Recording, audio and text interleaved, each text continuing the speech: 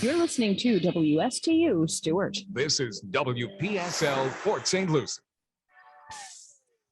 The opinions on this program are those of the program host and guest and not necessarily those of WPSL. WPSL does not endorse products that may be mentioned. Any reproduction or retransmission of this broadcast is strictly prohibited without written consent of WPSL. Legal questions? Ask a lawyer. Give us a call at 340-1590, 340-1590 here at the studios of WPSL. And Ask a Lawyer with your host, attorney Stuart M. Address. Good morning. This is Stuart Address for Ask a Lawyer. It's September 3rd, 2021. We are now in September. Oh, it's the home stretch. And we've had an interesting week in the office. If you consider the desk in my den, my office, which is where I am most of the time. We've been working on overtime cases. We've been working on a case where we have two partners in several franchises of a national food chain that are fighting with each other and need to work up, get a business divorce. And we've been dealing with a number of other things coming up, including one lawyer filing a bar grievance against another lawyer. So it's been a slightly hectic week, but it's not been a hectic week just for me. It's been another hectic week in the schools with masks and viruses and quarantines and, oh, the biggie.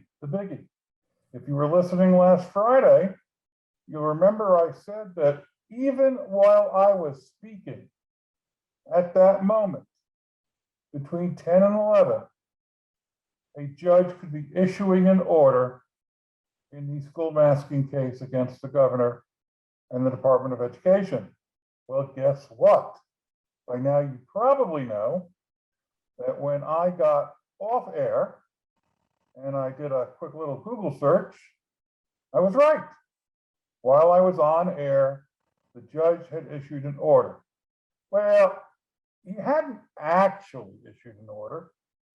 What he had done was speak from his notes for 2 hours in explaining the order that he was going to write. And that was going to overrule the governor's executive order, which provided that school districts could only issue mask mandates if there was a parental opt-out. And he spoke for 2 hours explaining why the governor was without constitutional authority to issue such an executive order. The judge then took until yesterday afternoon at 3:49 p.m.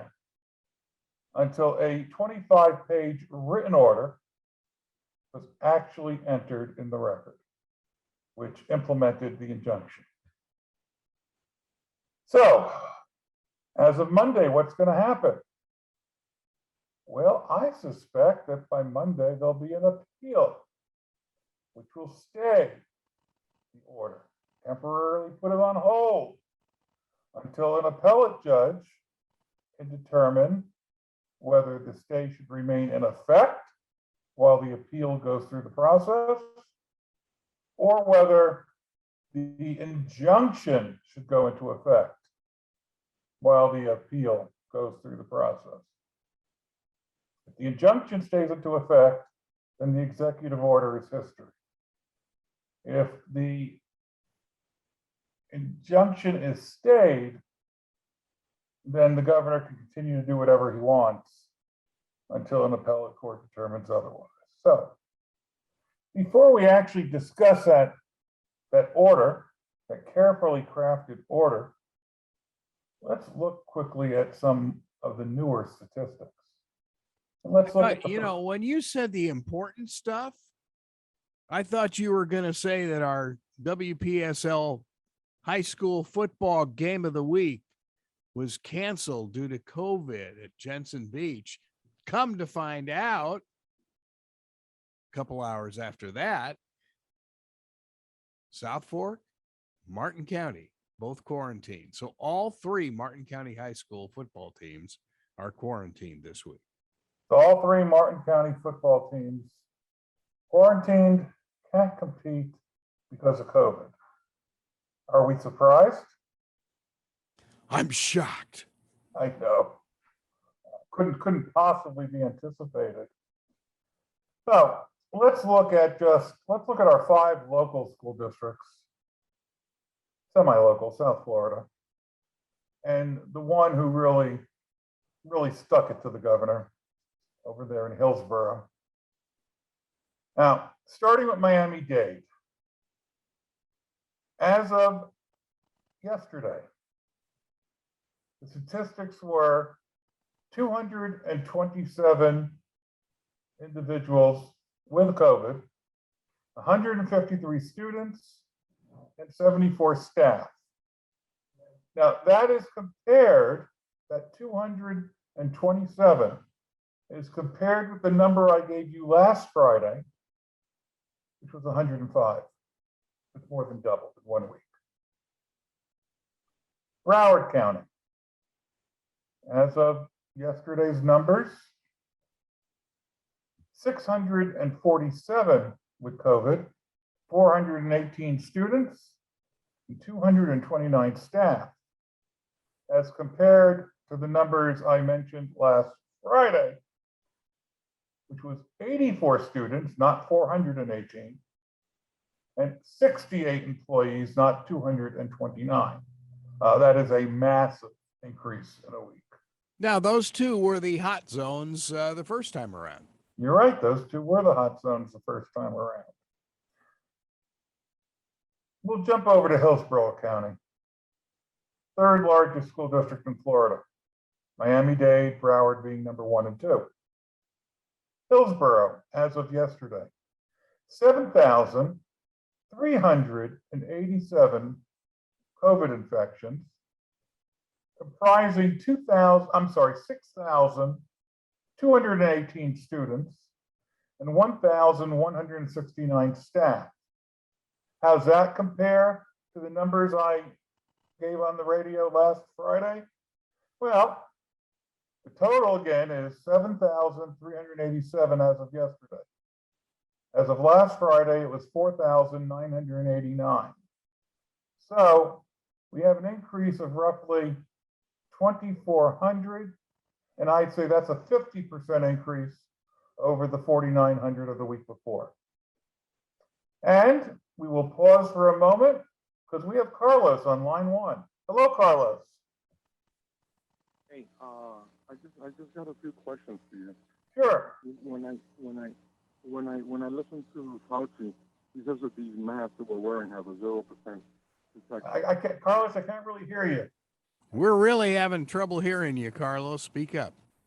Okay, when I listen to Fauci, they said that these masks that we're wearing are 0%. Okay, I heard, when you listen to Fauci, the masks. That we're wearing a 0% protection against this COVID disease. And you keep on bringing these numbers of how many people got COVID, how many people have died from this, and how many people have survived it. I think it's like a 99% survival. Who cares if it's a 99% survival? Over 600,000 Americans have died of COVID. Who cares if 99% survive? Why are you screaming? Why are you screaming? We're having a discussion. More people die of the flu every year than they died of. That's not true. That is not true that more people die of the flu. That's the fight I had with my rabbi from the very beginning in March of 2020. That's baloney. That's hogwash. And those paper masks that you are telling our kids to wear so they can't breathe oxygen have a 0%. If our kids get 0% protection against the COVID disease, 0. Really, 0%. 0% effective against COVID. I'm sorry, I appreciate your calling, I really do, but I think you're smoking some crack. I think we just lost him. Okay. I think so. Folks, if you've listened to this show for almost 4 years, I don't really insult the callers. I really don't. But if you're going to tell me that 600,000 Americans dying is insignificant because 99% survive, and by the way, that's not a correct figure, it's roughly 96.5%. So let's at least be accurate. But I did not stay in my house for over a year because 96+% survived. I stayed in my house for over a year, and I'm essentially back for the most part to my house because of that 3.5% that die. And because of that 3.5%, I'm the target audience. I'm over 60, I'm way overweight, I have diabetes, and I have a couple other conditions. I'm not walking around and waiting for that little funny molecule that has all these red things around it to find me. So I'm sorry if I get a little agitated at a call like that. It's my life on the line. It's my family's life's on the line. And every member of my family, except me, has had COVID. I guess maybe I've been a little bit more careful, with all due respect to my family. Maybe a little bit lucky too, but a little bit more careful. And so don't tell me masks don't work. You know, that's hogwash. And the numbers are the numbers. So let's now look at good old Palm Beach County, 5th largest school district in Florida. Numbers based upon yesterday: 3,907 COVID infections, of which 3,395 were students and 512 staff. How does that compare to last Friday? Well, last Friday, instead of it being 3,395, it was 2,031. Again, almost a 50% increase just this week alone. Now, are those coincidences? Are those numbers that are, being manipulated? I guess if you believe in government conspiracies, maybe. In Martin County, as of yesterday, 419 total infections in schools, by the way. 353 of them are students and 66 staff. The numbers this week alone: 115 students and 17 staff. Overall in Martin County schools, 3,727 are in quarantine. Now, why don't I tell you the quarantine numbers of the other counties? Because of the governor, there is no single repository of these statistics any longer. Because of the governor, each local school district has left it up, well, it has been had it left to themselves to create a dashboard to put out these numbers. And there are only some of them who include in the numbers the quarantine numbers. By the way, St. Those are a little more Lucie County, scary. yeah, St. Lucie County. So I'm about to go to right now. Go on. Yeah, well, St. Lucie County Health Department will begin its COVID weekly updates on WPSL twice a Friday at 3:05 and 6:05 in the afternoon. So we'll have updates from the health department, just like we did during the first go around, beginning today at 3:05. And for those on Facebook, I'll repeat what Greg said in the studio. The St. Lucie County Department of Health is going to be issuing COVID statistical updates twice a week on Fridays, starting today at 3:05 and 6:05 p.m. So you can listen to those here on WPSL. But now let's look at the St. Lucie school statistics. Of course, of particular interest, perhaps to most of us, and to me, who is still sending my son to his senior year at Lincoln Park Academy. And then on 2 days a week, I pick him up at the bus stop and take him straight to IRSC for his classes there. So interacting within the school zone quite a bit. And he does wear his mask. I see it. But anyway, as of yesterday, St. Lucie County, 922 total COVID infections, 724 of which are students, 198 staff. Now, how did that number compare to last Friday? Well, gee, 1/3 of that 922 was this week. And on August 27th alone, let me count backwards. 7, 28, 29, 30. I think that's last Friday. Last Friday when we were on the air. Last Friday, the entire district, 313 COVID infections. That's 1/3. But you remember I told you that I was a little bit unhappy that my son's school, Lincoln Park Academy, was number 3 in the St. Lucie County School District with infections. Well, I guess I'm proud to say it's dropped down to number 8. Unfortunately, that's not good news for a whole bunch of other people.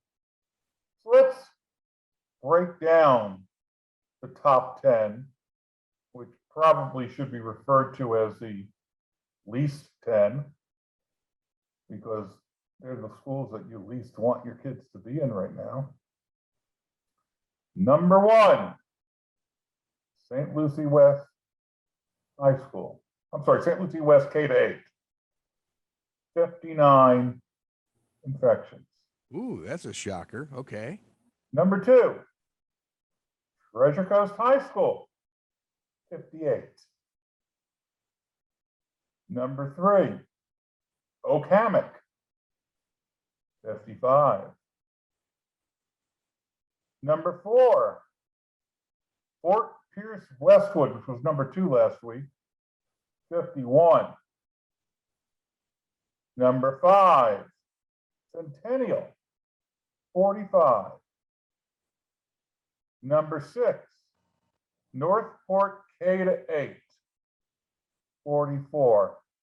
And before I give you the last 2, let's keep in mind, when we're talking about St. Lucie West K-8, which is number 1, when we're talking about Oak Hammock, which is number 3, and we're talking about Northport, which is number 6, oh, there's actually more than 2 more. We're talking about kids who can't get the vaccine right now. The only protection for them is masks. Now, hopefully soon, kids 5 and over will be able to get the vaccine, but not quite yet. Number 7, Allapattah Flats, K-8, 41. Number 8, Lincoln Park Academy, as I had mentioned, and it's now at 40. Last Friday when I spoke to you, it was at 25. That's a 2/3 increase in 1 week. Tied for 9th. So in 9th and 10th places with 38 each, Manatee and Palm Point. Again, schools where the kids, most of them cannot get the vaccine, even if the parents wanted them to. Do they have stats from the school district and how many of the high school students are unvaccinated? I don't know if they do. It's not on the dashboard. And so I don't know if those statistics are kept or if those statistics are made public. Yeah, I'll have to. Well, that may be the HIPAA thing. That's possible too. Well, I don't think it's HIPAA because you're not drilling down to the individual student. You're giving a gross number. So, for example, a private employer, I've encountered this many, many times.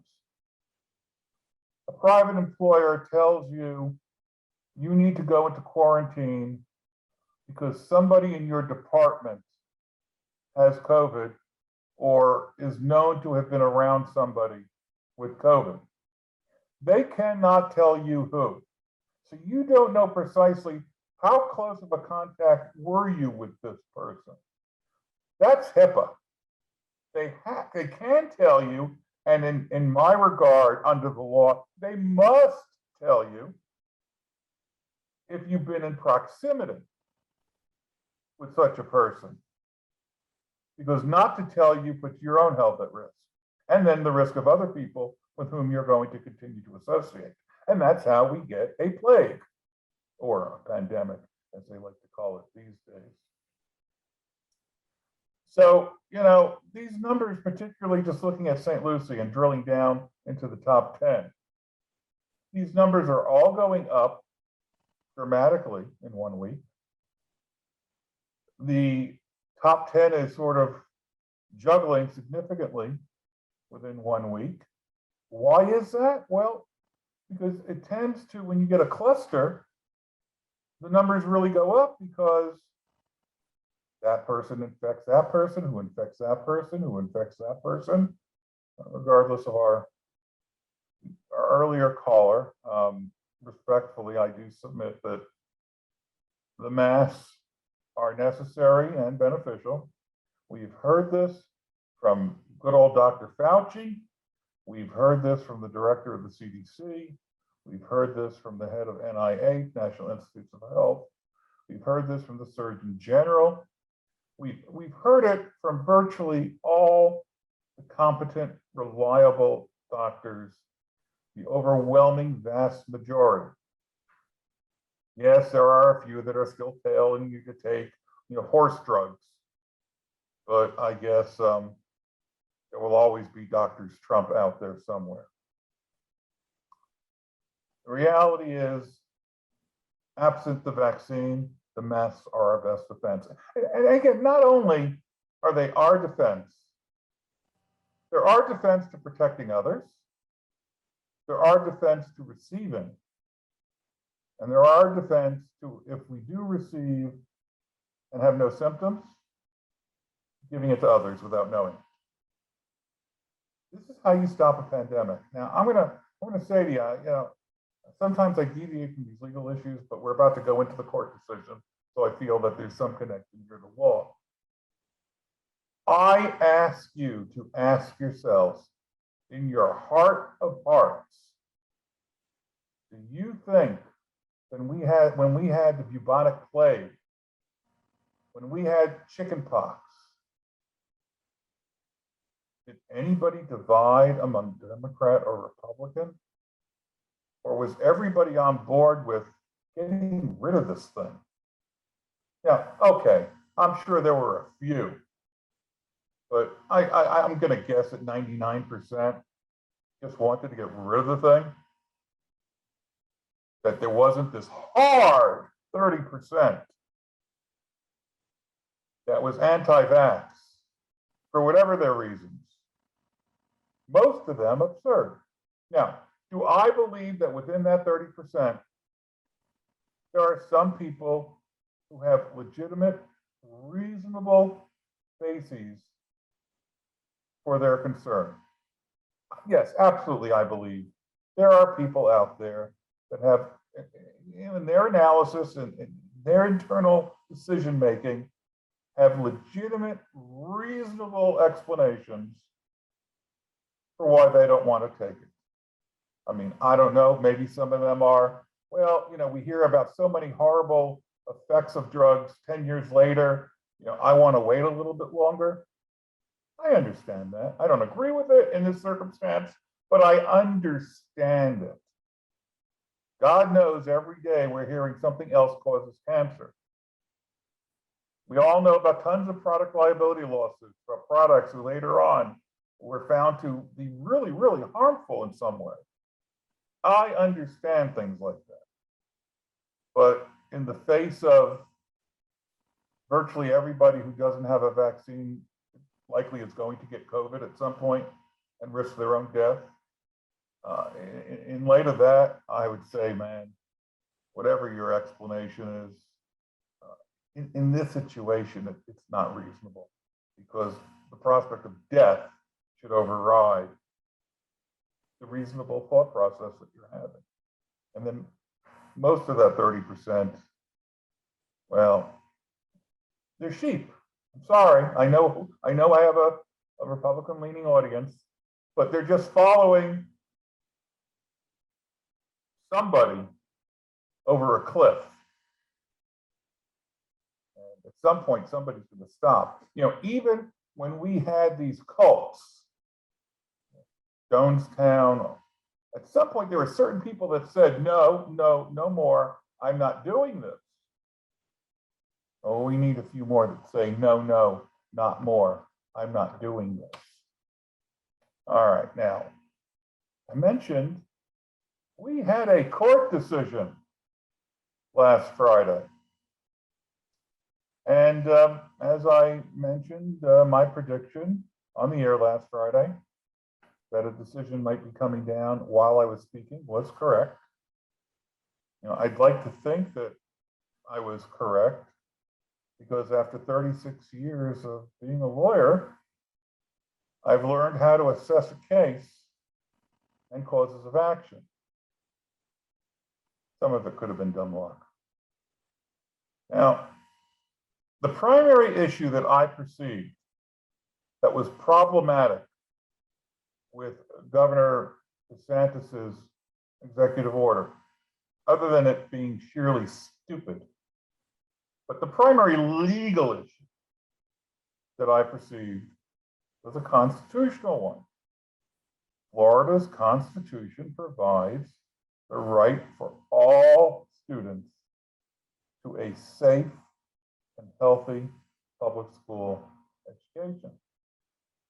Now, it's interesting, Governor DeSantis looked at that provision and interpreted it precisely the opposite way, and that's why there are lawyers and court battles. Governor DeSantis looked at that and said, well, gee, everybody is entitled to a safe and healthy public school education, and who's the best person to make a decision for their child? Their parents. And so therefore, ipso facto, parents have a constitutional right to opt out. Isn't it kind of simple when you look at the governor's edict, I guess, if you will? Yeah, it was an edict.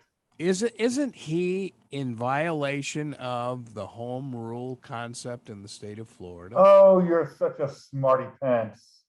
Yes, he is in violation of the home rule part of the Constitution, as we will discuss. Greg, you're just showing off now, I'm telling you.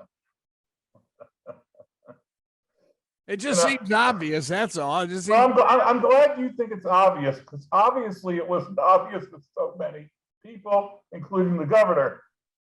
So, you know, there was a conflict that the governor sort of overlooked in his interpretation of that provision and my interpretation and the interpretation of the plaintiffs.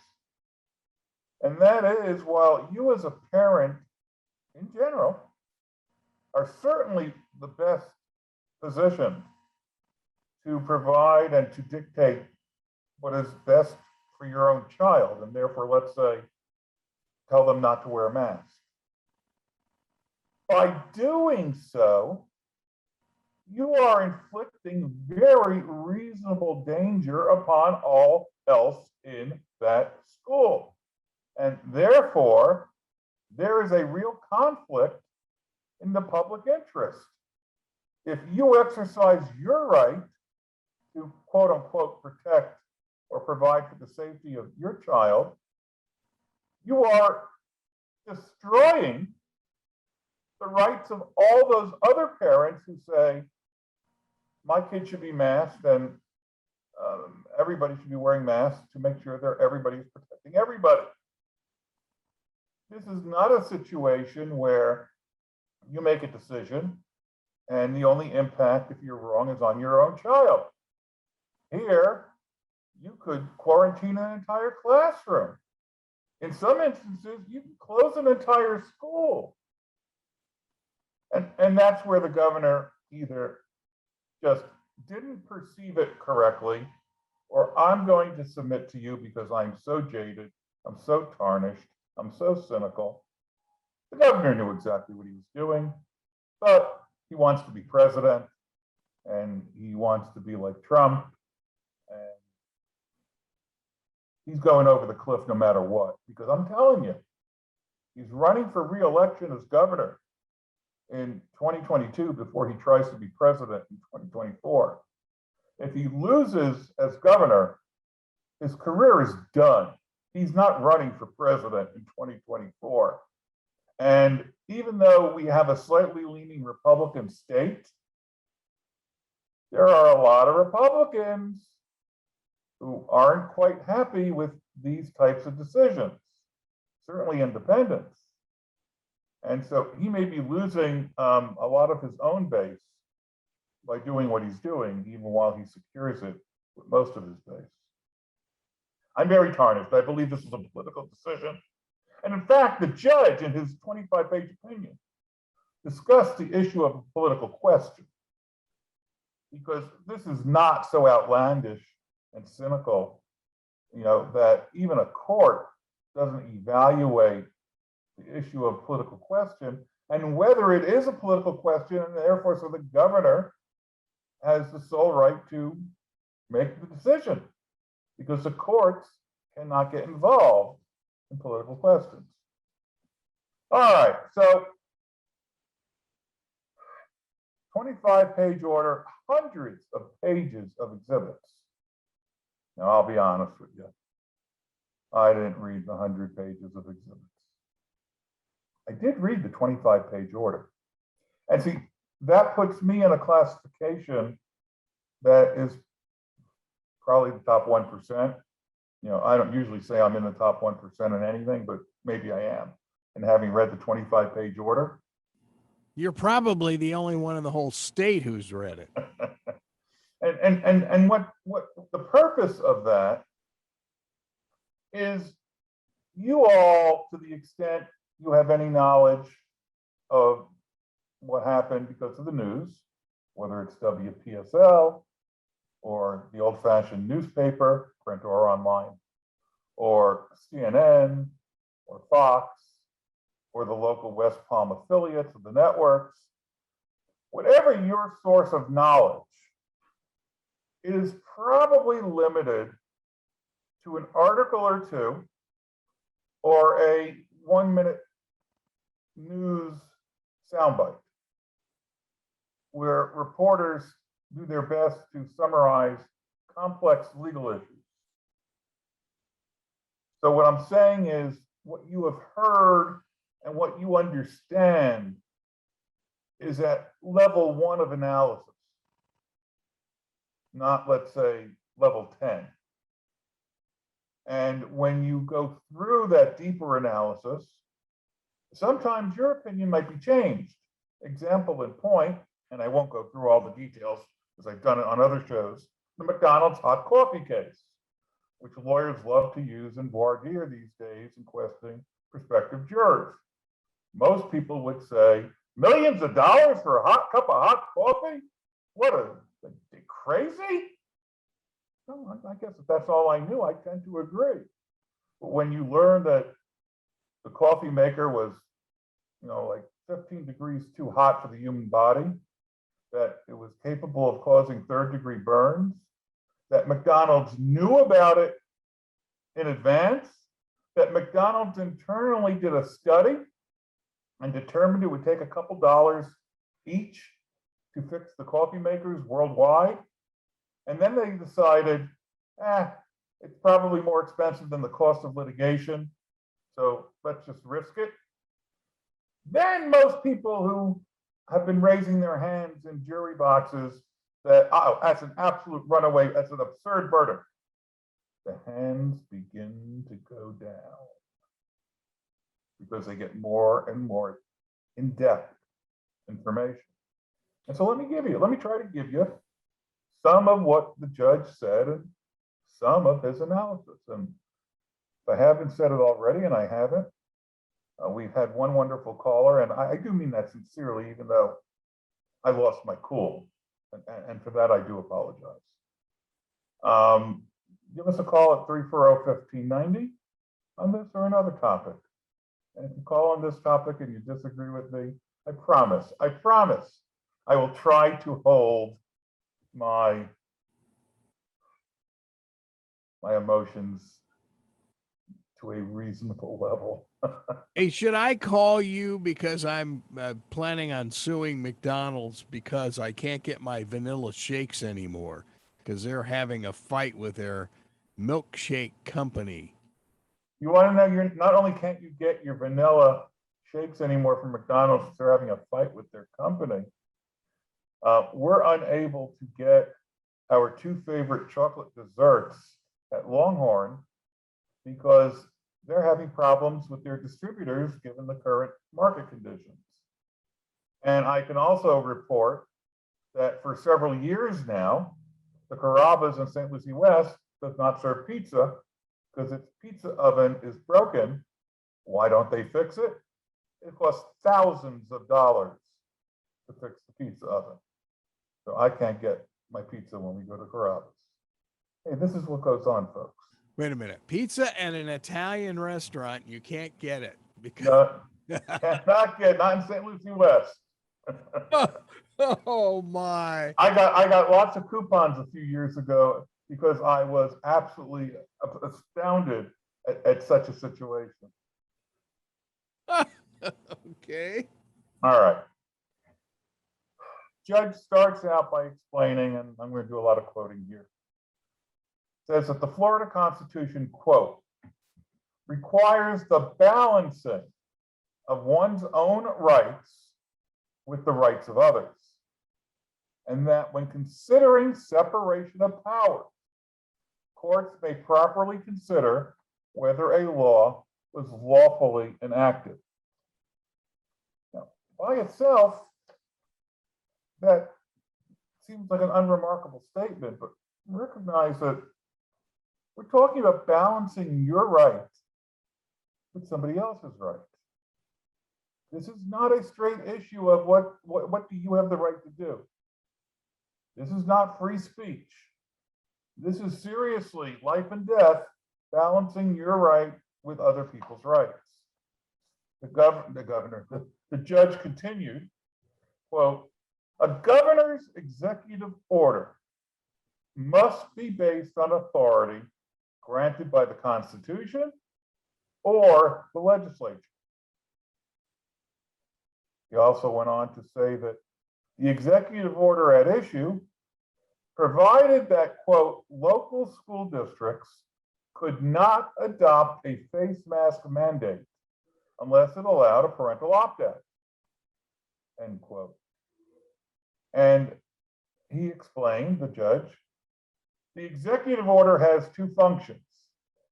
One, prohibit mask mandates by public schools that do not have a parental opt-out. And two, enforce this policy by using the Parents' Bill of Rights, a separate statute. The court says that, quote, the executive order has acted to threaten and impose sanctions on school districts if they do not comply. End quote. We know that's true, and it's actually happening. We'll talk about that in a moment. And the judge refers to a Florida Supreme Court decision from the prior year, the first year of COVID. Remember, we probably had the same discussion a year ago when all this started. And so the judge mentions a decision last year of the Florida Supreme Court that held in another school mask case that, quote, whatever the outcome, the choice of how to deliver education to students remains with Florida's school boards, end quote. That's the so-called home rule that Greg had just mentioned. The Constitution specifies the right of local school boards to assess the conditions within their locality. Therefore, the judge concluded, a one-size-fits-all policy for students' health and safety, as dictated by Tallahassee, seems to run contrary to Article 9, Section 4B of the Florida Constitution, end quote. And that is the right of each student to have a safe, healthy public school education. Now, of course, we have to deal with the Parents' Bill of Rights. This is not an insignificant statute. It's not a bad statute. Matter of fact, I think it's a pretty good statute. It's the manner in which it was used, or shall I say abused, that is the problem, from my perspective. The court says that the Parents' Bill of Rights does not save the governor's executive order. It does not say, this is me saying it, it does not say what he says it says. This is another politician saying that something says something and it doesn't say it. Why?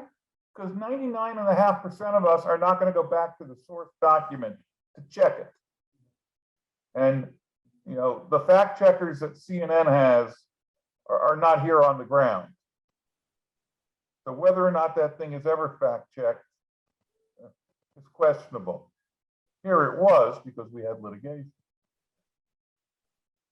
Now, the relevant provision of the Parents' Bill of Rights, listen carefully, really. The relevant provision states, quote, no governmental entity may infringe on the fundamental rights of a parent to direct the upbringing, education, healthcare, and mental health of his or her minor child. Now let's stop there. Does anybody really disagree with that? Raise your hands in your own cars or rooms, or raise your hands if you disagree with that. I don't disagree with that.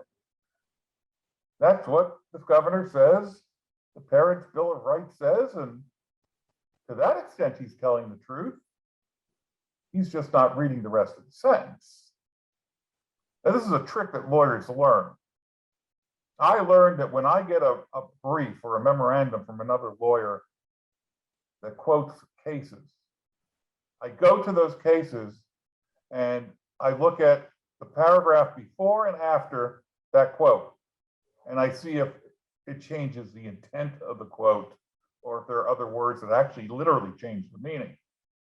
And when I catch lawyers pulling this unethical stunt, I call them out in my own memorandum to the court. If I find something that is against me, I'll deal with it. I may deal with it successfully or unsuccessfully, but I'll deal with it. I'm not going to manipulate a quote.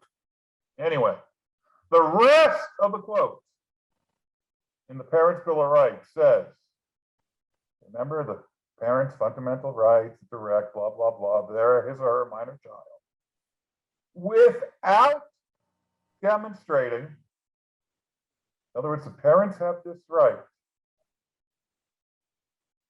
without demonstrating that such action is reasonable and necessary to achieve a compelling state interest, and that such action is narrowly tailored and is not otherwise served by a less restrictive means. Now, that is a mouthful. That encompasses basically all 3 years of law school. All right. You know, sometimes you've got to decipher individual words and phrases because they have meanings, constitutional meanings. So I'm not going to go into all that. This isn't a master class.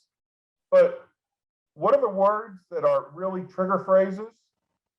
Okay, the government cannot do this. You, as a parent, have the right to do something. The government cannot do it unless. demonstrating that such action is reasonable and necessary. Reasonable and necessary has been interpreted by state courts and federal courts and by the Supreme Court. Reasonable and necessary to achieve a compelling state interest that has been litigated ad nauseum. What is a compelling state interest? And it's also been opined by the United States Supreme Court. Compelling state interest, and that such action is narrowly tailored, another phrase that has meaning. It's been litigated over and over and over. It has a clear meaning. Narrowly tailored and, oh my gosh, and is not otherwise served by a less restrictive means. So, you as a government can't do something just because it's reasonable and necessary. You can't do it just because it's reasonable and necessary to achieve a compelling state interest. You have to do it because it's reasonable and necessary to achieve a compelling state interest, and that you have designed the action to be narrowly tailored, and that there is no less restrictive way you could do it.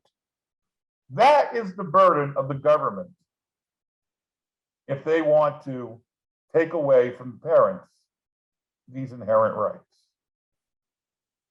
That's a high burden.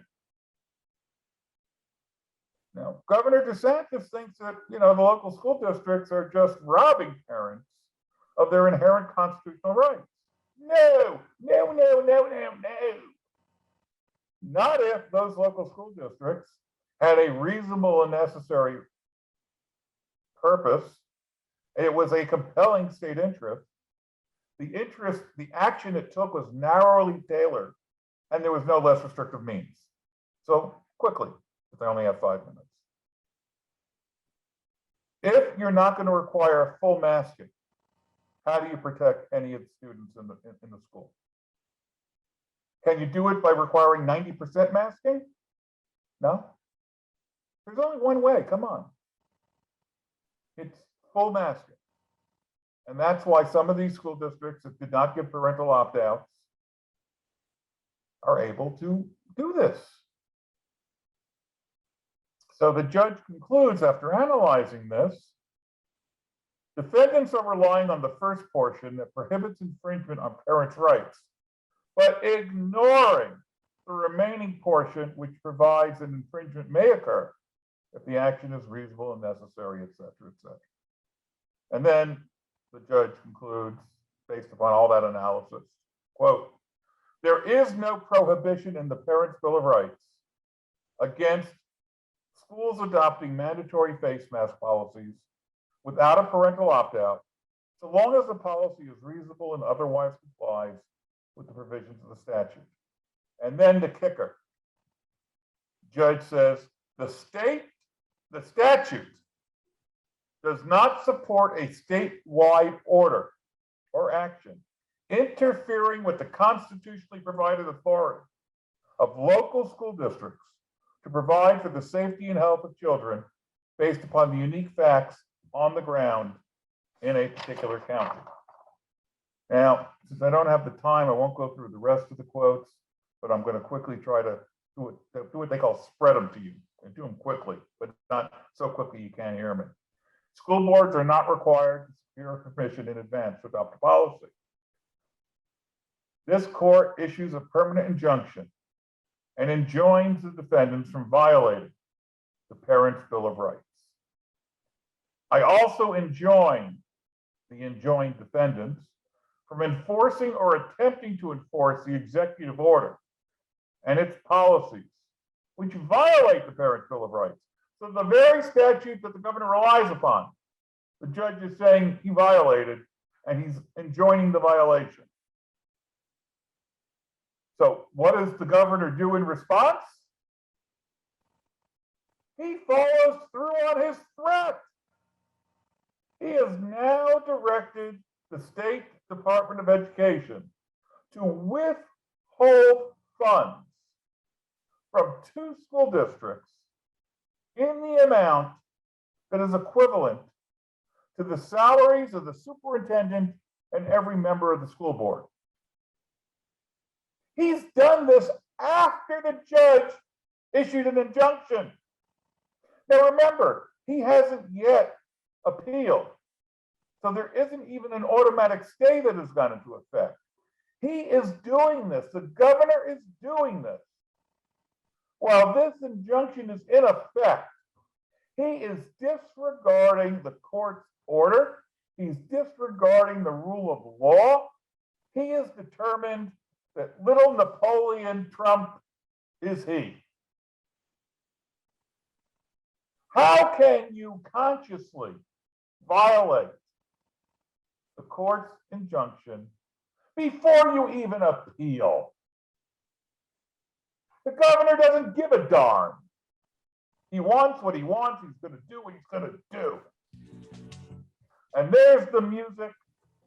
And so you don't get to listen to me be pissed anymore. Oh, well, I hope you enjoy your weekend. I hope you enjoy the weekend. I hope that if you're not, you get vaccinated. They're readily available now. And at least wear the masks. Protect yourself. Protect your family. Protect us all. We've got to put an end to this thing. Thank you. And I will talk to you next Friday. Hopefully not on this topic anymore. And this is Stuart Address for Ask a Lawyer. Have a wonderful time. Ask a Lawyer right here on WPSL, Port St. Lucie, talking Treasure Coast, webcaster to the world. On Alexa, Google Home, and tune in worldwide.